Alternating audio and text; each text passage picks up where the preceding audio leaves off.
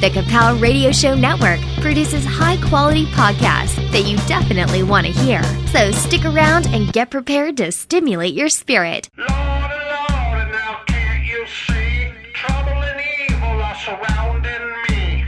Death and pain for the wicked world's fate, but the righteous and just shall live by the faith.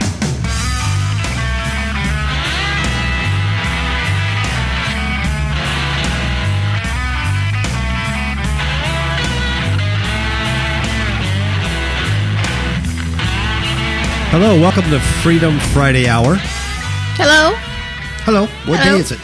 Today is the 26th of February, 2016. We got a lot to talk about today.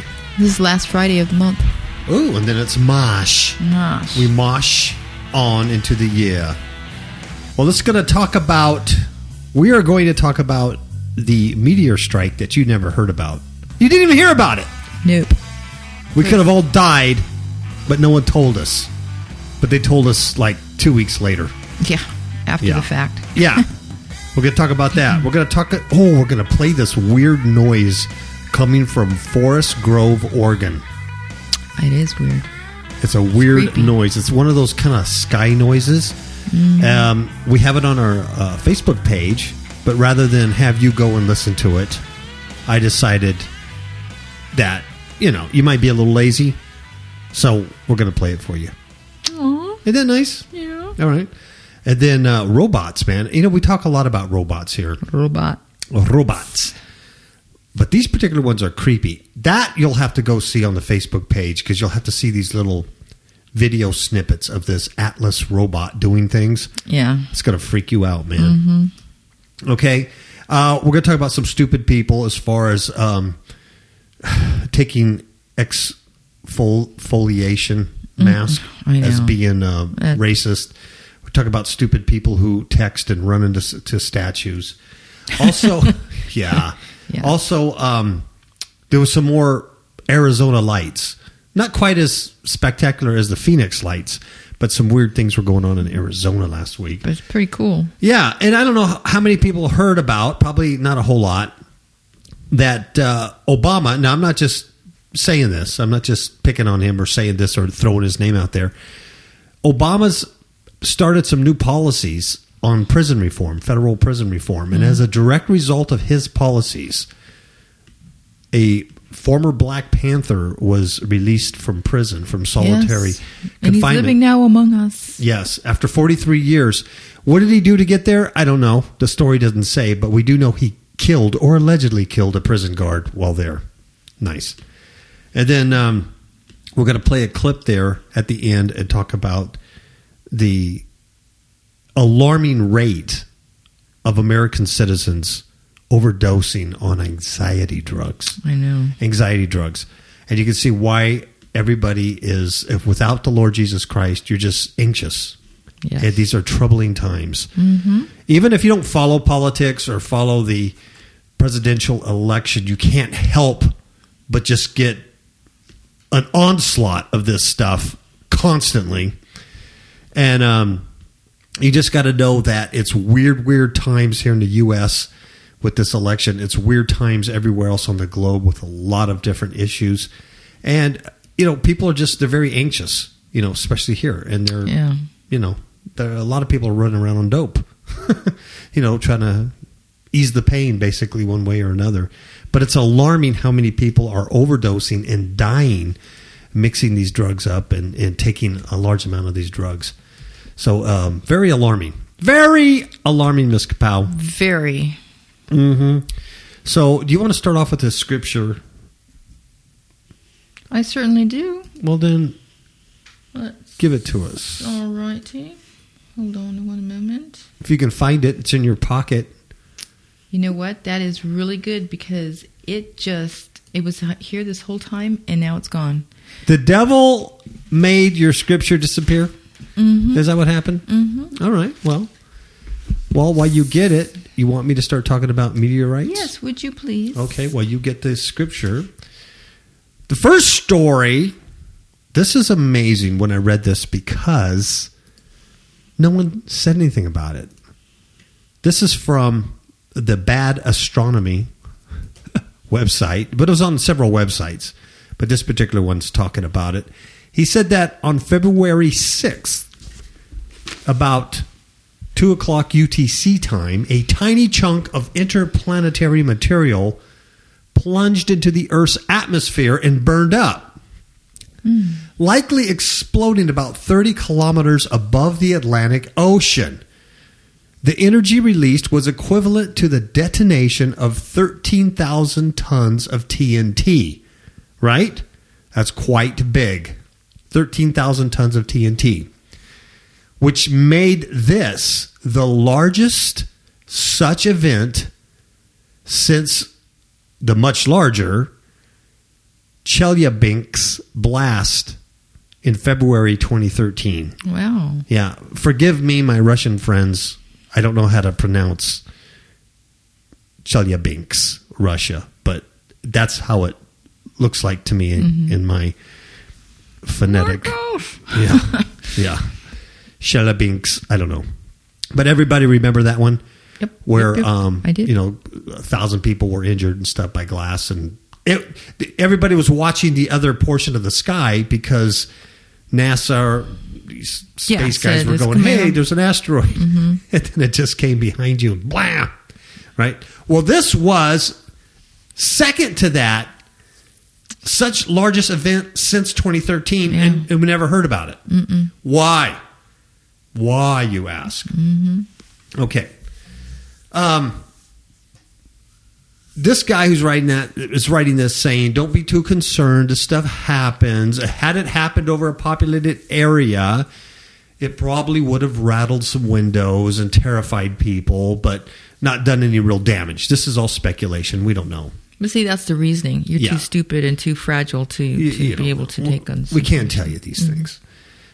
For comparison, the Chelyabinsk explosion, which was strong enough to shatter windows and injure more than 1,000 people, right, was equivalent to 500,000 tons of TNT, 40 times the energy of this more recent impact. However, this recent impact was second to this one since 2013. Guess what? What? This event was reported on the NASA JPL, the Jet Propulsion Lab, Near Earth Object Fireball page. They got the information from the U.S. government. They didn't see this or track it or film it or record or nothing. They got all this information from the U.S. government, and there's no more information about it. This is it. Mm-hmm. It's just kind of interesting. Yeah, very. And this happened off the coast of Brazil. Brazil. Yes. So why is the U.S. government notifying NASA? I don't understand how these things work. I mean, I just don't. All right. So this guy, he's writing, he's talking about how meteoroids or meteorites bombard the Earth, every day, and the impact and stuff like that. And unless they're overpopulated areas, we don't pay much attention and stuff like that. But even he says this one was pretty big. Probably should have known about it, but don't know about it. It happened about 1,000 kilometers off the coast of Brazil, east of Rio de Janeiro. Uh-huh. Yeah, but so far off the ocean that unlikely anybody saw it. All right, so question is, the report came to the JPL via the U.S. government. And he writes, as you might imagine, various arms of the military are curious indeed about atmospheric explosions. However, not much information is revealed by the source. Just the time, direction, explosive yield, and things like that. So there's several ways you could detect it. They don't know how they detected it. But they detected it. And then told them. But it's interesting that not even NASA or the JPL can actually track this. Yeah, that is interesting. So he says, as usual, all of this underscores the need to be on the lookout. A rock this small is almost impossible to see more than a few hours before impact. But the flip side is that it's also really unlikely to do any damage. But once they get into the 20-50 meter range, that changes. Explosions from impacts like that rival nuclear bombs. Happily, they're very rare. Well, yeah, because we wouldn't be here. Yeah. Here we're talking fewer Hello. than once per century, statistically speaking. That's really not that long. Once every 100 years, I mean, it's just the next generation. But it would be nice if we knew that when they were coming. It's hard to say just what we would do if we saw one, but right now we don't even have that option. Yeah. Don't even have that option. And I think that's interesting because Jesus says he's going to come like a thief in the night. It's going to be sudden. Mm-hmm. Yeah, you're not going to have time to go, oh, save me, Jesus. Yeah, save me, Jesus. There's a rock coming. It's sudden destruction. It springs. In Luke, it says it springs like a trap. Catching a bird. Bam. Just like that. So this thing comes and goes. No one knows it's coming. It's only after the fact that the government notifies NASA and JPL, hey, there was an explosion of 13,000 TNT tons. The bomb equivalent to Hiroshima. Yeah, that's pretty powerful. Off the coast of Brazil, so don't worry about it. Pretty powerful. Pretty powerful. Hey, you want to hear of this? Oh, you have the scripture. Yes. Let's break for the scripture, then we'll go, and then we'll listen to that creepy mysterious noise. Okay. Isaiah 59:2 says, your iniquities have separated between you and your God, and your sins have hid his face from you, that he will not hear. Then in 1 Thessalonians 5, it says, for you are all children of light, children of the day. We are not of the night or of the darkness. So then let us not sleep as others do, but let us keep awake and be sober. Romans 13:11 says, besides this, you know the time, that the hour has come for you to wake from sleep. For salvation is nearer to us now than when we first believed. Okay, are we ready for the creepy noise of Forest Grove, Oregon? Yes. Okay, I'm going to play this, and then we'll talk about what's going on over there.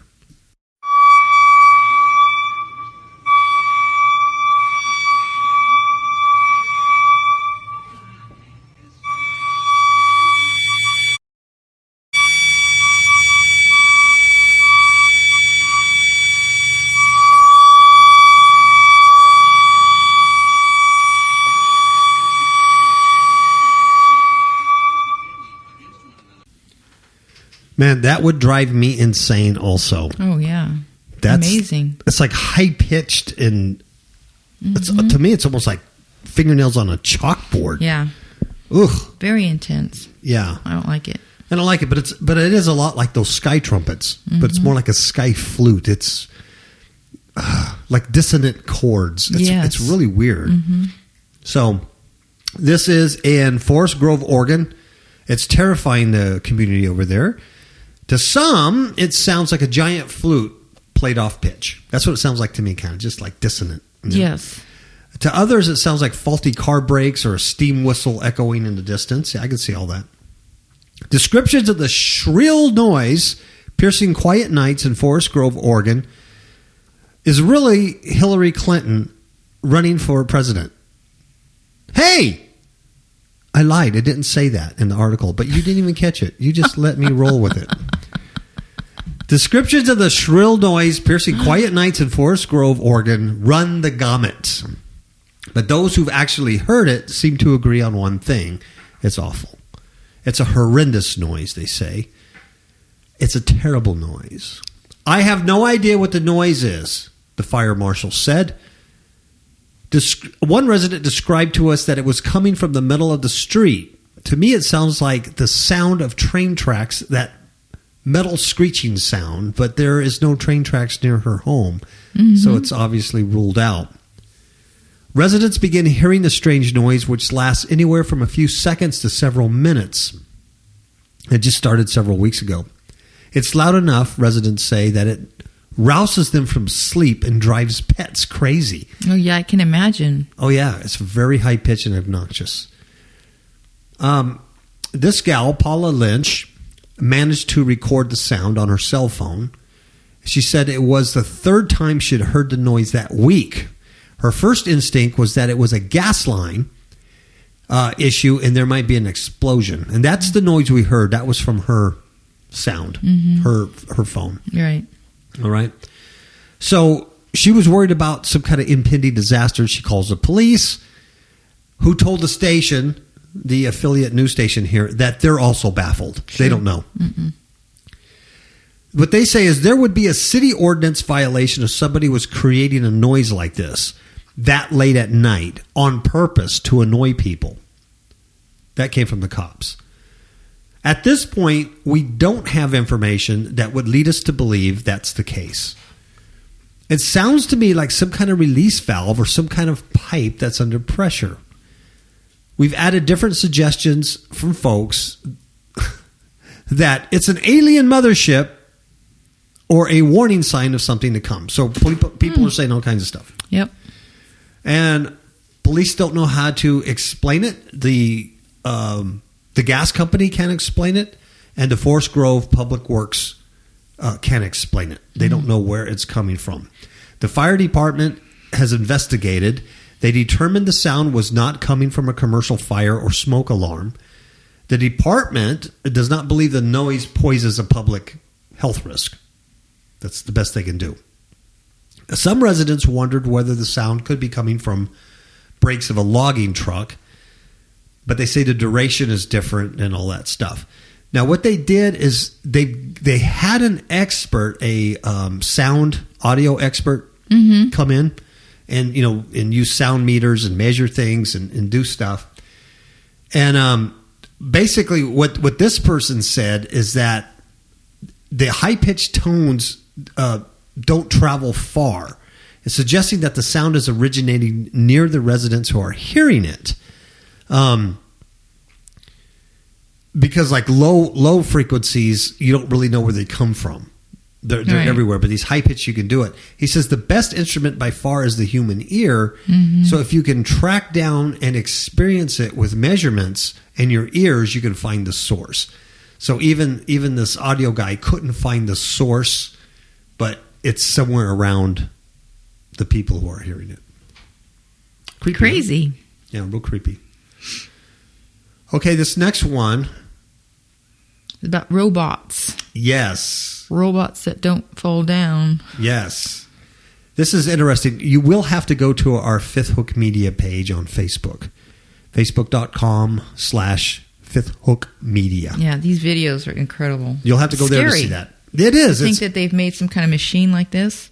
It's almost like the Terminator movie. It is. It reminds me very much of the T-800, which was my favorite model. Of course I like it that was. one. Yes. I'll be back. Mm-hmm. But this is from Paleo Future, and they show several little video clips on here that automatically play. You don't have to click them. And you get to watch this next generation Atlas robot get pushed back by a man, a human, with this hockey stick. Yep. And as he pushes this robot back, this robot gains its balance and then re-steps and comes back forward. Mm-hmm. And you can't knock it down. Apparently, the big problem with a lot of these robots, when they put them in competition and stuff, is they would fall down. And once they fall down, they can't get up. Mm-hmm. So Boston Dynamics... They needed a clapper. Yeah. I've fallen and I can't get up. But Boston Dynamics has created a robot called the Atlas that can get up if knocked down. It is amazing. It's a humanoid-looking robot, so it looks like the Terminator 800. It's a humanoid. There's a video of it here stacking 10-pound boxes on a shelf. It has all kinds of agility. It moves very much like, a human. Mm-hmm. It can walk over rough terrain. He can squat, pick up boxes. He could be pushed violently, and he'll maintain his balance. And he can stand up after falling down. Yep. That's very creepy. Whereas any of these robots can't. And there's a video of him doing that, basically falling forward on his robot face, and he gets back up and starts walking. Yep. They also have video of him opening the front door of Boston Dynamics and walking out. Yep. That's Yes. really creepy, though. Yes. Honestly, I don't like it. Yes. It's a new version of Atlas. He's designed to operate outdoors and inside buildings. It's He's electrically 5'9". powered. 5'9". Yeah, so He's he's as tall as you. Yeah, he's a good size robot. And he weighs 180 pounds. Wow, it's a big boy. It's a big boy. He's hydraulically actuated and electrically powered. It uses sensors in its body and legs to balance, and also stereo sensors in its head to avoid obstacles, assess the terrain, and help with navigation. Wow. So anyway, you'll have to see that. See, it's cool when it's working for us, but when this thing starts working against us, that's when you're going to have problems. I know. And that's what a lot of the comments say, about that. It's like it's freaking no way over. of controlling it. No. I don't know. That's the day Skynet came alive. I saw the movie, man. Yeah, you did. It's got to be true. Mm-hmm. What's worse than a racist? What is worse than a racist? Someone who's calling racism when there is no racism. Well, that's just a fool. Yeah. They're a foolish. A foolish. Foolish. They're practicing foolism. Foolism. This is so annoying because it's this university chancellor. Okay. She's stupid. Mm-hmm. These two students, they're white students. What they did is they put skin exfoliation masks, Yeah. to exfoliate your skin. Right. It's a beauty treatment. Yes. There's a picture of them. This is the picture they posted on their social media site. And they have these exfoliation masks on. The masks are either dark green or black. They're because they're herbs and junk, right? Right. It's mud. It's mud, basically. So they have these masks on their face, and they post something to their friends. It's a boy and a girl. Right. So they're like posting it to their friends, like, look at us. We're stupid. We're exfoliating, right? So these two students do this. This is at Whitewater, University of Wisconsin in Whitewater, right? Right. These kids were officially branded as racist in a campus-wide post because the school's chancellor mistook their exfoliation masks for blackface. Silly. It's not.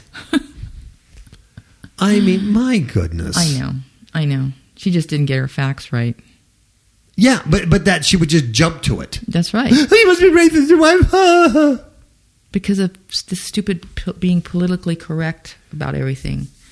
It's annoying. It all started when the students posted a Snapchat photo of themselves wearing face masks in the dorms. Seen as skincare is widely accepted as an uncontroversial activity, they probably thought nothing of it. But not Chancellor Beverly Copper. She rushed to interpret it as blackface and immediately posted a statement condemning them as racists on the school's official website. So she runs and then outs them on the school's website and says these two kids are racist. Yeah. I know. Okay, political correctness for one set of people, but no political correctness for the next set of people. Of course not. This is Nazi Germany, my folks. This is turned into the Stasi. This is what it's become. This is ridiculous. And when this chancellor was, found out that she was wrong, she never apologized. No. In fact, she's still holding on to it. Yeah. She says, last night, a disturbing racist post that was made to social media was brought to my attention, Copper wrote. She wrote this on the school's official website last week. This post was hurtful and destructive to our campus community. Copper's post continued, while social media can certainly bring about positive change, it can also be a place that deeply hurts and harms others. Oh, brother. The students, likely very shocked to find that they had been declared racist for an attempt at self-care, immediately explained that they weren't trying to hate, just to exfoliate. Those poor kids, like, what? I know. What? I can see the cry now. No hate, exfoliate, exfoliate. No hate, exfoliate, exfoliate. Oh man. bad. And guess what happened? When they explain, hey, we're trying not to hate anybody, we're just trying to exfoliate our skin, it prompted a backlash against the chancellor. Of course. Yeah. Well, you can imagine. State Senator Stephen Nass even released a statement criticizing Copper, explaining that, quote, the chancellor's official statement misled students, parents, and the public by confirming that a racist event had occurred, even though it really hadn't. Yeah. So she's stirring up all this. For nothing. She needs to exfoliate her brain. She really does owe them an apology. She really does. It goes on. He says the racial overreaction of Chancellor Beverly Copper and other UW Whitewater administrators without first checking the facts of the situation is a stark example of how political correctness has warped the mindset of highly educated university administrators. Nass continued, frankly, these are the people responsible for educating our sons and daughters, but they seem incapable of applying reason or common sense. Wow, get some, Senator. I know. Dang. Dang, and you're right. She didn't feel stupid, nor did she want to apologize to the students for her mistake. There's a lot of pride here on this woman. You know what she said? She actually criticized the students for not thinking about the implications and the impact it would have Exactly. if they took a picture of themselves wearing certain kinds of skincare products. I'm telling you, That's annoying, though. this is the Stasi. Mm-hmm. This is Nazi Germany. This is National Socialism. It's crazy. God, how annoying. It is annoying. I'm afraid to wear my Guns and Guitar t-shirt now, man. Because people are going, oh, you're a rat. Oh, I forgot I live in Nevada. That doesn't matter here, man. That's right. Okay. What's more annoying than a chancellor calling racism when there is no racism? What? What? Texting and running into a huge sculpture. Like the person that was texting and fell over the cliff? Yes. Yeah. But this is a huge it's a huge structure. Sculpture. It's about 6 times the size of a man. Yeah, so you should have seen it. But this goes one step further. They actually are going to move the sculpture because there's so many people texting and blocking. So let's move the statue. Yeah. Yeah. Let's move the statue. Not put a camera out there and film these idiots and send it to America's Funniest Videos. Exactly. And get the 10,000 prize. Hello. They're not thinking right. I know. And moving that statue isn't going to be free. No. It's going to cost money. This is from USA Today, so it has to be true. You understand that? It's from USA Today. Walking while texting can be dangerous, a fact that was recently reconfirmed in England. Well, of course. It's in England. Hello! A 20-foot high sculpture. Did I say 20 foot? You did. Of 2 clasped hands that form an archway over a path on the grounds of Salisbury Cathedral in Wiltshire. It's almost like the praying hands of Oral Roberts. Yes, it's almost like that, except I don't think you could walk through Oral Roberts' praying hands. You could probably walk into them, but you can't walk through them. But yeah, it's a lot like that. Well, anyway, this huge 20-foot sculpture that you walk under as you go through this pathway had to be relocated because, well, some of those people in England kept bumping into it. Despite the 6 foot 4 inches of clearance beneath the center of it. Yeah. See, so you should be able to see it if you're paying attention. Yeah. In a Facebook post last week, it showed, I guess it's called The Kiss. I don't know why it's called that, but it's called The Kiss. Being moved by crane Artist Sophie Ryder wrote the galvanized steel wire sculpture was moved because people were walking through texting and they bumped their heads. Wow. And you would think that would give them some more common sense, but no. And then she says, oh, well, a cathedral officials didn't specify texting as the issue, but said during the hours of darkness, there were some incidents. Oh, for the love of pizza. The sculpture was installed earlier this month as part of an exhibit on the cathedral lawn. The show runs through July 3rd. The dangers of texting while walking are well documented. There was a woman who took an unattended dip in a frigid canal in Birmingham. Her surname, ironically, was Safe. And the lady in Pennsylvania who took a header into a shopping mall fountain. And those aren't the ones who died. We have somebody in San Diego just last month who died. Yeah. I don't know if he was texting, but he was messing around with something. Mm-hmm. In 2014, more than 2,500 pedestrians ended up in the emergency room for accidents related to cell phone distraction. Well, hopefully they have learned. Of course they didn't. And that's a new disease. I suffer from CD. What's that? Cell phone distraction. Ah. Don't make fun of me. Well, it's Be sensitive. It's a disease. So it is a disease. You can't make fun of people like that. So if I'm walking down the street and I'm just like I wonder if crashing. Obamacare takes care of that. Obamacare, it should be. It should be like the number 11th thing that forces healthcare providers to pay for. Yeah. CD dysfunction. Yeah. Mm-hmm. Cell phone distraction dysfunction. Oh, yeah. If someone just slams into you at the mall or they run their car into you or whatever, even if they kill you, kill your family.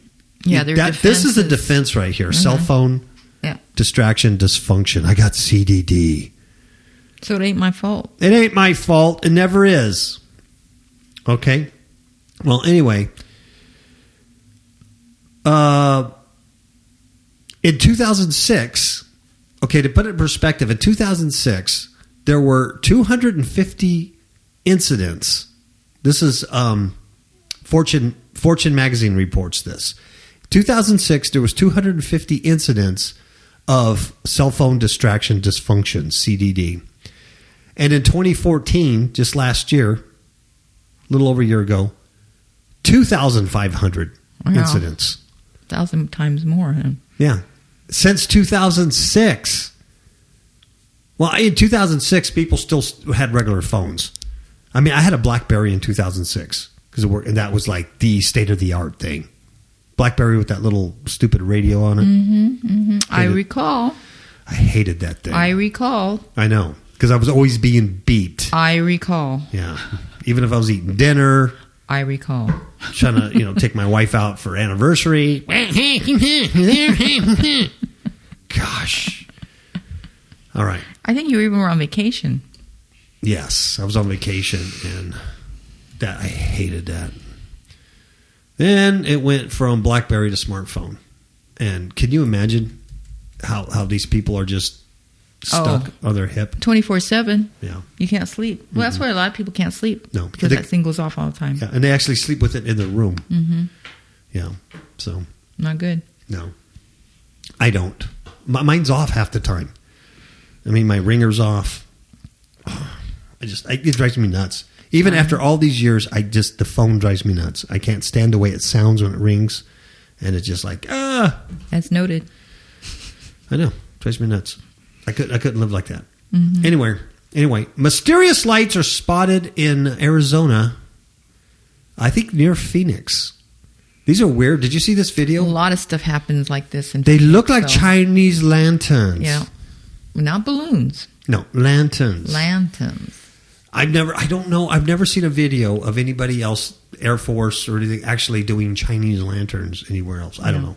Anyway, there's a weird video of these lights floating down from the sky in Phoenix. Did you say there's a lot of that stuff going on in Phoenix?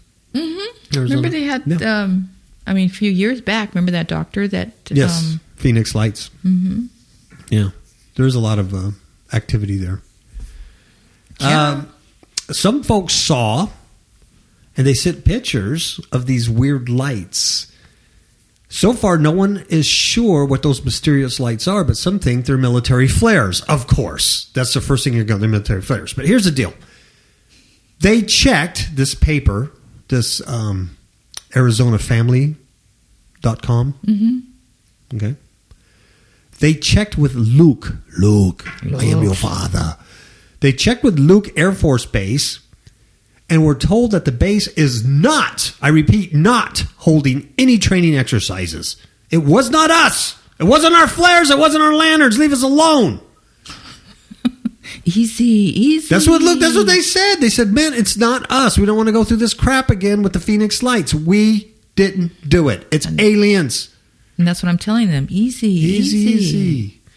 One local storm chaser, Brian Schneider, said he saw the lights last night about 10 miles east of Gila Bend.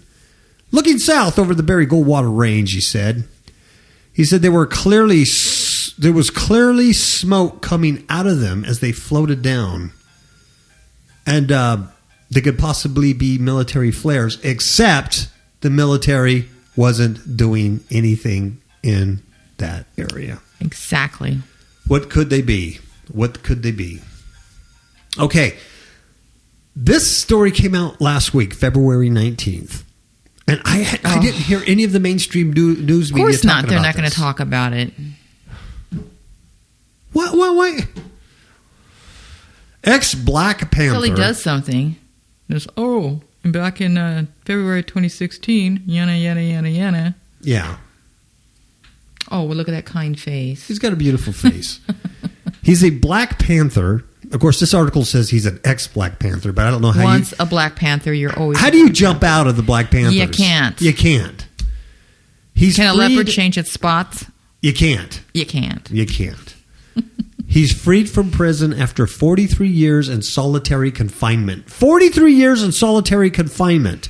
He was in there when he was in his 20s, so yes. He's well in his 60s or 70s, I would imagine. Yes. I can take him. And they never said what he was in there originally for. But I would imagine some act of terrorism. Wouldn't you? I would imagine. A former Black Panther activist, he was an activist, he spent a record 43 years in solitary confinement, was freed from a U.S. prison after decades of legal battles to prove his innocence. Because they're a pretty violent group. That's all they do. Yeah. Is violent. They're radical terrorists. Exactly. They're domestic terrorists. And the Clintons were very involved with the... the Clintons are Black Panthers, okay? They're Black Panthers. Everybody knows that. They exfoliate, okay? Bill and Hillary, honest, behind closed doors, they exfoliate. They exfoliate. Mm-hmm. And she doesn't sweat. She doesn't need to sweat. With beautiful skin like hers, she doesn't need to sweat. She doesn't glow. How could she glow? She coughs. And barks like a dog. That's really good. I thought she was so cute when she was barking. I thought, oh, what a cute little old lady.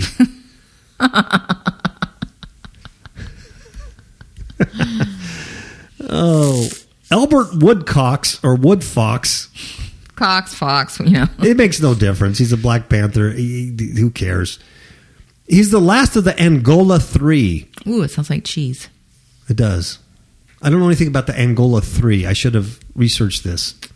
You do it right now and find out who these were. Okay. They were activists. He was the last one to taste freedom in a case which provoked outrage among rights groups.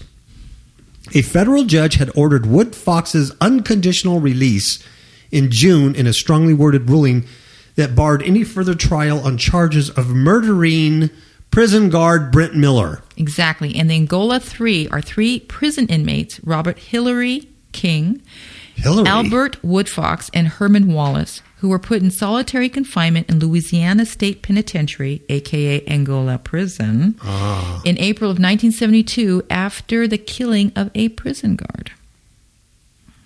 Were they? I wonder if they were already in prison when they killed a prison guard, or did they kill the prison guard and then get into prison? I think they must have been in prison first. It wouldn't make sense, but they don't say what they were originally in there for. Well, I would have to Google I them know, individually. but why would you have to do that if it was just regular journalism? You got me there. Okay. Well, anyway, Woodcox or Fox, he won his freedom. I don't like the wording on this. He won his Freedom Friday. We're doing Freedom Friday. That's sacrilegious. Yes, it's blasphemy to the Freedom Friday hour. He won his Freedom Friday by pleading no contest to 2 lesser charges in a deal that allowed him to be released on his 69th birthday. And he's coming to Sun City Mesquite.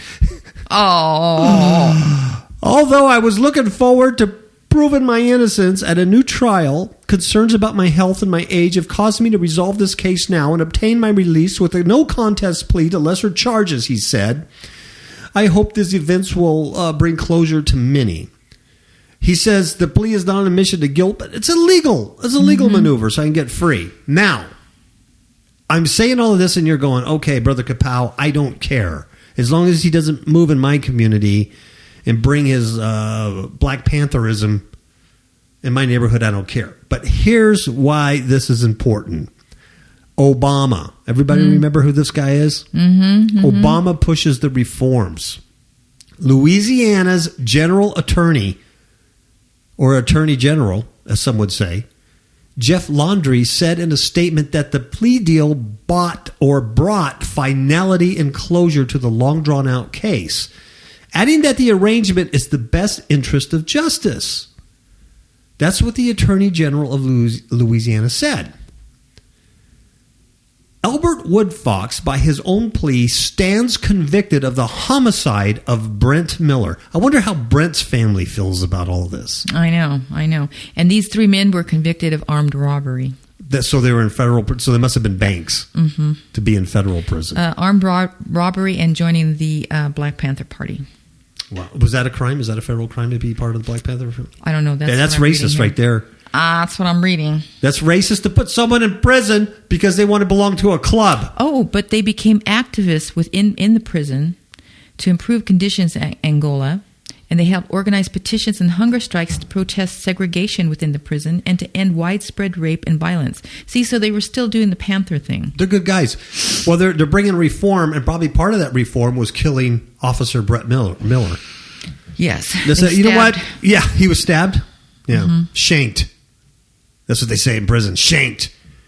The prison guard was only 23. Oh, nice. Yeah. He was probably doing his job in order to bring reform. Obviously. Let's just kill this guy. It gets ugly. Well, according to his plea, he was sentenced to 42 years of incarceration and given credit for time served. Now, check this out. President, I even hate saying that, Barack Insane Obama's spokeshole, Josh Earnest, told reporters Friday that the U.S. leader is convinced that solitary confinement should be used appropriately and sparingly. And you say, what does this have to do with this Black Panther guy? What? Obama, who recently introduced a ban on solitary confinement for juveniles in federal prisons. You know what? I didn't even know they had juveniles in federal prison. I didn't either. It's news to me. I don't even know if that even exists, but apparently Obama thinks it does. He introduced a ban on it. He is pushing to introduce broader reforms to America's overcrowded correctional system. I want you to understand what that means, folks. When they use that language, Free overcrowded, Willy. yes. The crazy Governor Moonbeam Brown in California is doing the exact same thing. There's too many crooks in California in state prisons, and they're releasing them like crazy. And they're releasing them, they're only on a low-level drug charge, and they will release them because they only had, an ounce of methamphetamine in their pocket. What they don't tell you is the original charge was rape, murder, assault with a deadly weapon, carjacking, home invasion, cat burglary. That they don't tell you that, and then they put that idiot in your community next door to you. That's what they're doing in Cuckoo, California. Riverside County is inundated with parolees, druggies, and pedophiles. Incredible.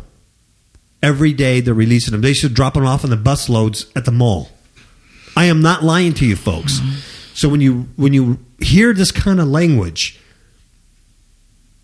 reforms to America's overcrowded correctional system, it means It's a drastic reduction in the practice of solitary confinement and imprisonment.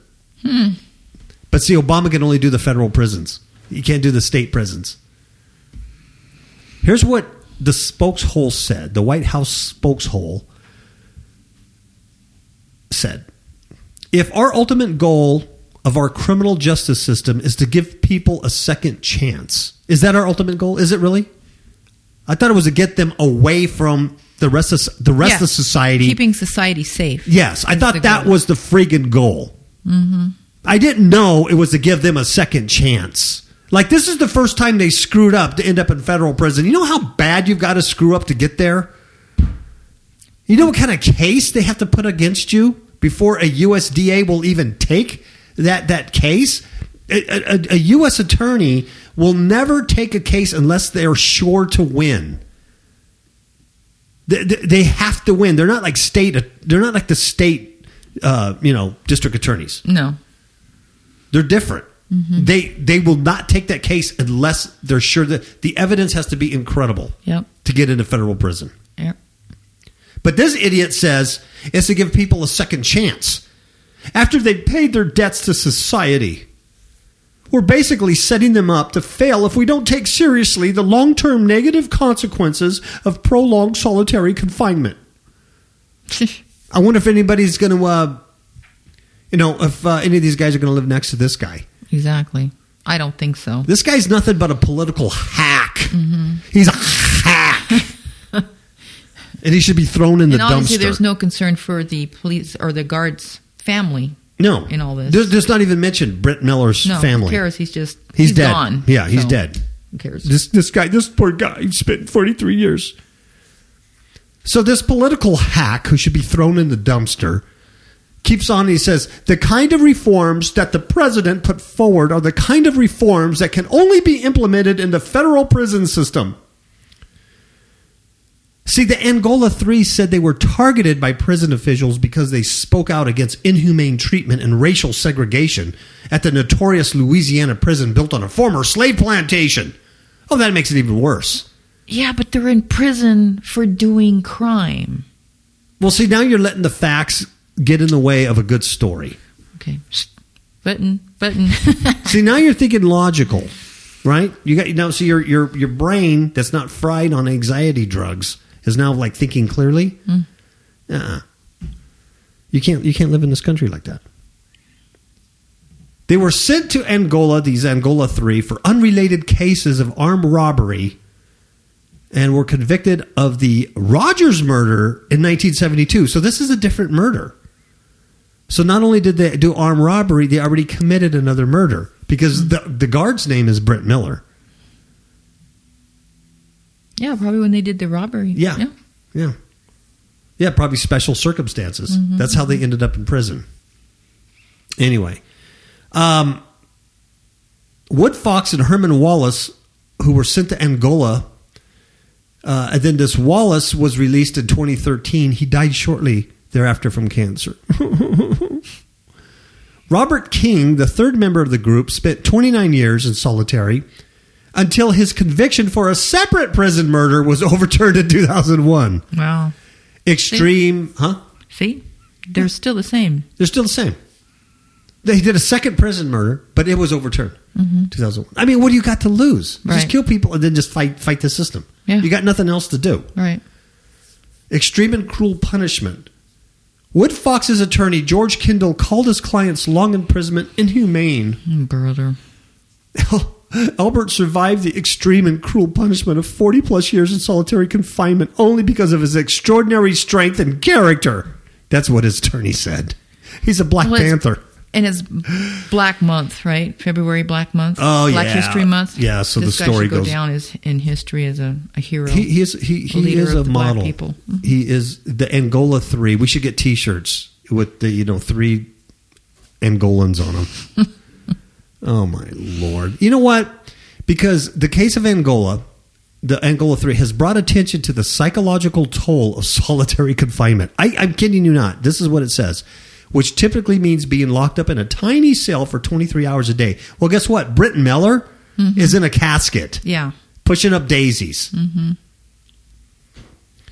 Guess what researchers have found? No, You're not going to believe this. That depriving someone of visual stimulation, human interaction, sunlight, or physical activity can change their brain structure in a matter of days. No kidding. And this guy did 43 years. Wow. I wonder what And then his you let brain's him like. out? Yeah. Oh, he's fine. No, he's fine. He's good. No, he's good. Who wants to take him? Don't send him to Mesquite, man. No way. I don't want him here. I don't even want him in Vegas. Yet many of the 80,000 people estimated to be in solitary confinement in U.S. prisons have been there for 3 years on end. We're there for years. Oh, years. Okay, so they're nuts. So it makes a pivotal change in the chapter of U.S. prisons and jails. Isn't that something? Mm-hmm. Okay, moving forward, Wood Fox's case must serve as a tragic reminder of the cruelty inflicted by the prison system at its most extreme. End of quote. Dude, is that insane? Insanity. That is insane. Okay, we have one last story, but instead of talking about it, we're going to sing it. No, we're not going to sing it. I was going to say, you didn't prep me. You didn't prep me. We're going to play a video. We're going to play an audio clip of this. But what it's about, what it be about, is anxiety drug overdoses in the U.S. hit record levels. What I want you to know is that this study occurred, I believe, from 1999, and it ended in 2013. Mm-hmm. And they're saying stuff 2013. that we've known for a long time. Yeah. I mean, there's a lot of people that can attest to this, that once they're on these prescription drugs, that they're hooked on it. I mean, look how many celebrities have had to go through the Betty Ford clinic and, dry out and what have you. I have personal friends that were on this stuff. Mm-hmm. It's not good. You get addicted to it. But what's scary is the rise, the incredible rise of use. Because that's what they do. You go to the doctor. That's all they do. You can go in there for a hangnail and they'll give you this stuff. Yeah. You can ask for it and they'll just give it to you. Yeah. I mean, they give it out like candy. Yeah. They want you on this stuff. Because you go there and you go, my They're shoulder like drug hurts. pushers. Yeah, they absolutely are. You know? And the pharmaceuticals supply this stuff.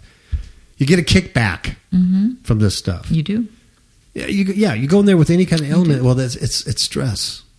Stressful life. And so Americans are getting hooked on, not only getting hooked on it, but they're killing themselves. They're OD'd on this stuff. Yep. The death rates are skyrocketing. They've quadrupled Yep. in the last 20 years. That's right. 20 years, quadrupled. I mean, that says a lot. So this study ended in 2013. We're now in 2016. Yeah. What's it now? Yeah. What's it like now, Miss Kapow? And you wonder too, people that are driving around you, people in the grocery store. They're all on dope. You know what I mean? Yeah. When they act kind of strange and They're all on dope. Well, I mean, really, you have to. Seriously, it's hard sometimes, but you have to. I mean, I do to myself. I have to tell myself there's something not right about this person. I mean, they're just like in the grocery store, just like taking up space, like right in the middle of the aisle. And they're just like zoned out. They're just not there. they're like zombies. Yeah, they're like zombies. And they come off kind of rude because they don't say excuse me or anything. But you look in their eyes and there's nothing there. Yeah, they're totally dead. They're like dead. And I have to always tell myself, there's something, they're not right. Or I always tell myself, they probably don't feel good. They look like they don't feel good. Yeah. They're in a lot of pain or something, and so, you could be grumpy, I know I would be more grumpier than I am now. I'm grumpy now. Could you imagine if my back hurt or something? Get out of the way, my back hurts. I'd get one of those little scooters, man. Oh, you'd run in people Walmart. over. Oh yeah, because then you have the excuse. I didn't see it, man. I mean, who's gonna slap a guy with an oxygen tank? In California, yeah, but here I don't think so. More Americans than ever are overdosing on anxiety drugs, Miss Kapow. What? Oh gosh. These are what researchers reported Thursday. And guess what? It's not clear why. We don't know why.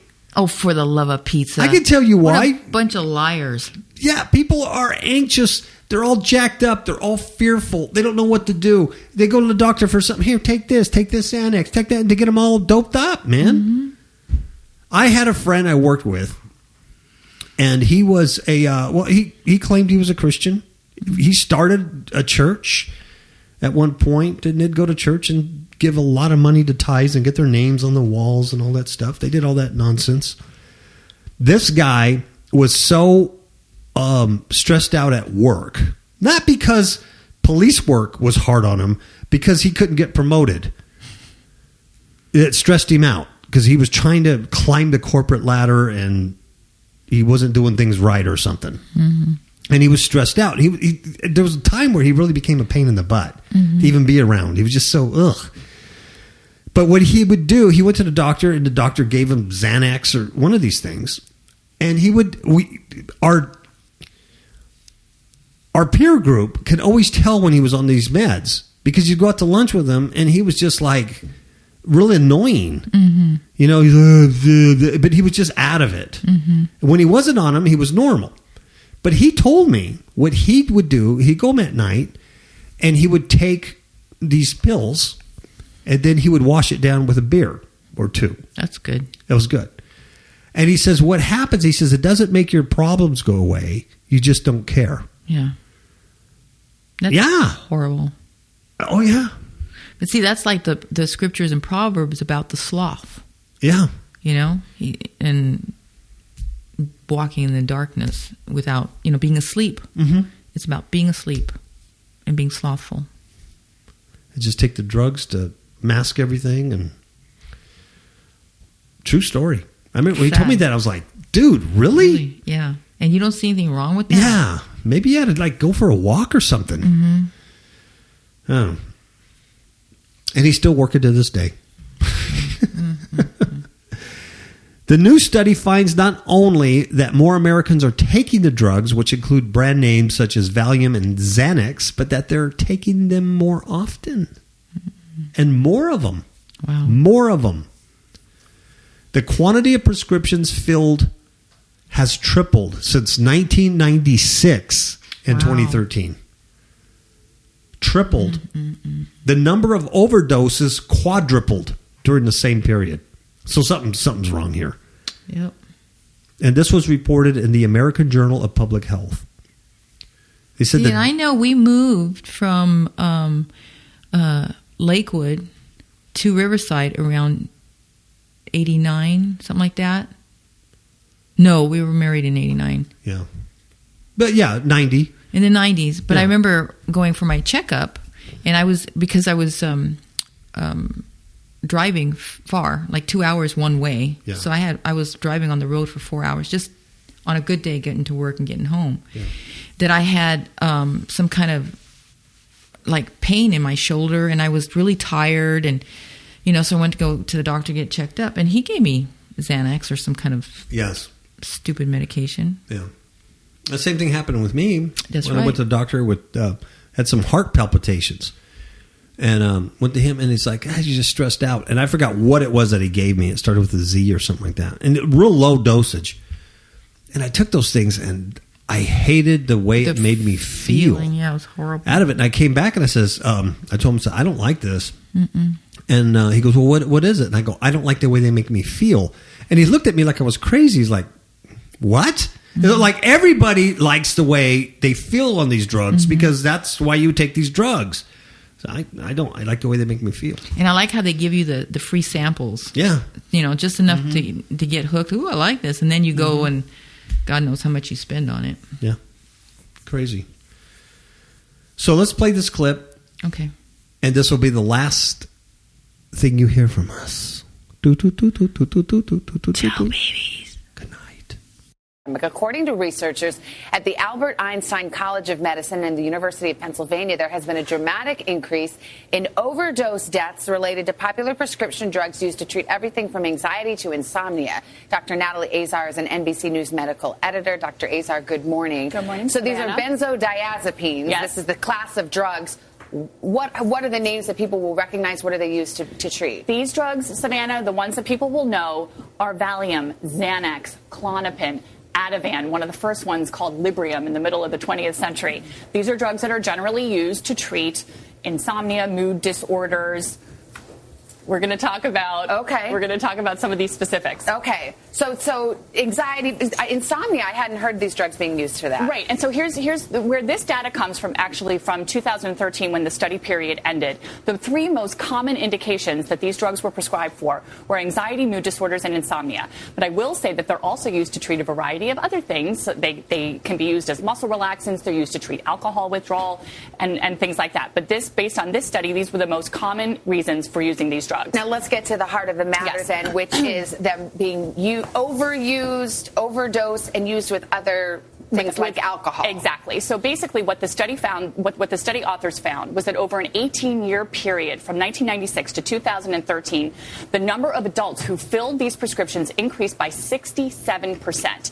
But probably more concerning was this statistic, that the number of deaths increased almost fourfold. So the number of prescriptions were increasing roughly 3 times as much, but the number of deaths increased really by 4 times or more than fourfold. Is it because they're mixing the benzos, as they're called, with the other prescription drugs? So we don't have, there's no immediate explanation for this, but what the study authors have suggested is that it's not only a combination of using these drugs with other substances such as opioids and alcohol, which, by the way, when used in combination, and we'll talk about this over here, really decreases the margin of safety of these drugs. But it's also the fact that not only did the prescriptions increase, but the quantity almost doubled. So that means that each individual person might actually be using twice as much as they should be, or using it for a longer duration, all of which increases the risk for overdose. And one of the takeaways when I was reading about this seems to be to providers to maybe not be so liberal in prescribing these if there's something else that might work just as effectively. Right, exactly. And there the issue is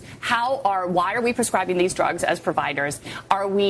Is there a safety net? Is there a safety mechanism in place? Is it up to the pharmacist to look for a drug interaction? And I think it's honestly, the onus is on all of us together as a community to prevent these unfortunate deaths. That's some really alarming numbers, Very Dr. much so. Azar. Thank you.